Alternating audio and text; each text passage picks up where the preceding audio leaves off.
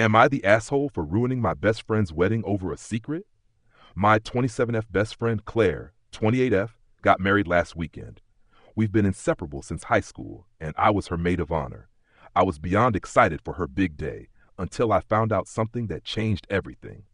2 nights before the wedding, I caught her fiancé, Jake, 30M, making out with one of the bridesmaids, Rachel, 26F, in a dark corner at the rehearsal dinner. I was frozen. Jake saw me, his face went pale, and he just muttered, "It's not what it looks like." Rachel ran off, and I stood there waiting for him to explain. He stammered something about old feelings and a mistake, but I was furious. I told him he needed to confess to Claire, or I would. He begged me not to ruin the wedding over one mistake. I didn't sleep that night. The next morning, I pulled Claire aside and told her everything.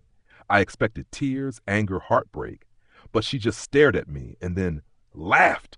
She said, "I already know." Apparently, she'd known Jay had a thing with Rachel years ago, and that it never really stopped.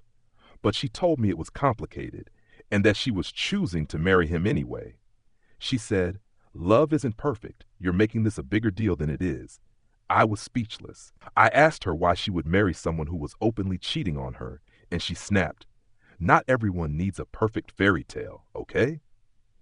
I couldn't stand there and smile while she married someone who didn't respect her. So I left.